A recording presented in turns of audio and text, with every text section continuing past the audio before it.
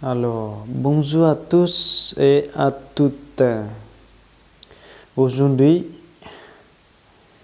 je vais vous parler sur qu'est-ce que l'Eucharistie.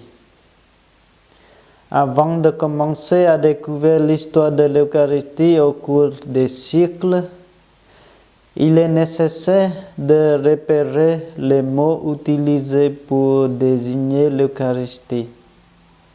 Cela nous permettra déjà de comprendre de quoi il s'agit.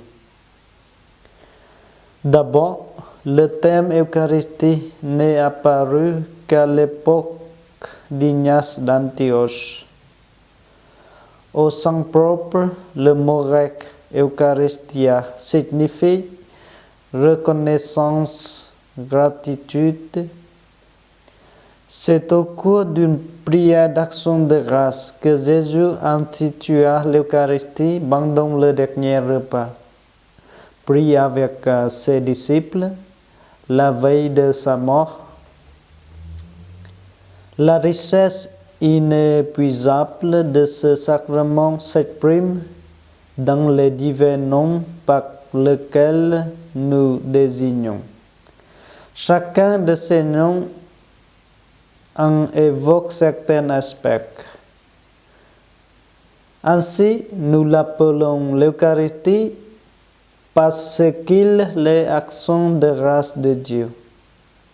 C'est un sacrifice de louange et l'action de grâce pour l'œuvre de la création.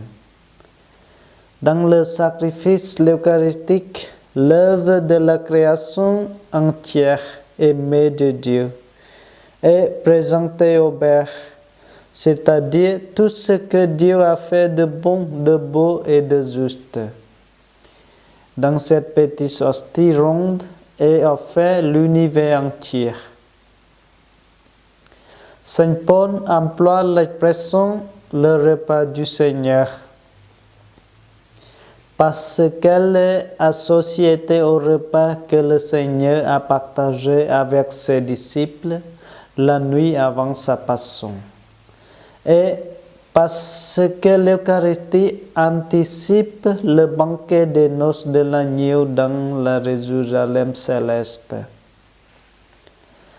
Luc, dans son évangile et dans les actes, parle de la fraction du pain. Parce qu'au cours de ce dernier repas, Jésus prit le pain et le rompit.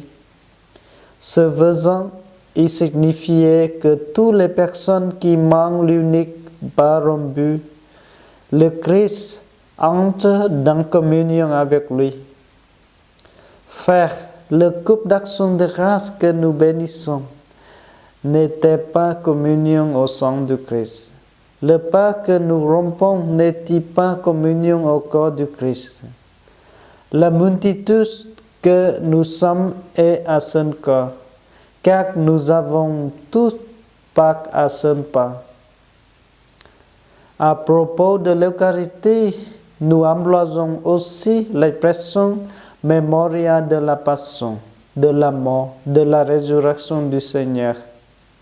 En effet, Jésus conclut les paroles par lesquelles il exprime le don de sa personne à travers le pain et le vin par l'ordre de réitérer ce geste et ces paroles afin de faire mémoire du don de sa vie, c'est-à-dire de sa passion, de sa mort et de sa résurrection.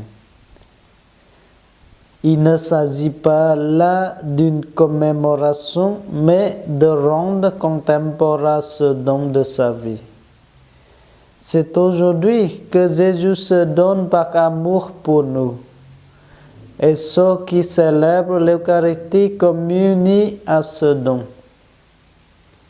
Il existe encore bien d'autres termes pour désigner l'Eucharistie que nous ne ferons que citer. Nous parlons aussi de l'Assemblée eucharistique, car l'Eucharistie est célébrée dans l'Assemblée des fidèles, expression visible de l'Église. et le sacrifice de la nouvelle alliance, du saint-sacrifice parce qu'elle représente l'unique sacrifice du Christ, de la sainte et divine liturgie, des saints mystères, du très saint sacrement, de la sainte communion, du pas des anges, du pas du ciel, de la médecine de l'immortalité, du viatique, de la sainte messe. L'Eucharistie est la source et le sommet de toute vie chrétienne. Les pères de l'Église et les saints en parlent comme un trésor réel et plein présent du Christ. L'Eucharistie est parmi les 7 sacrements celui par lequel Jésus-Christ livre son corps et son sang, afin que les chrétiens qui le reçoivent soient unis à lui dans la Sainte Communion. Par elle, ils sont ainsi liés au Saint corps du Christ, l'Église, le dimanche, et le jour par excellence de la célébration de l'Eucharistie. De nombreux fidèles sont nourris quotidiennement, car l'Eucharistie n'est pas qu'un devoir dominical, mais le pas quotidien du chrétien, le pas pour la route.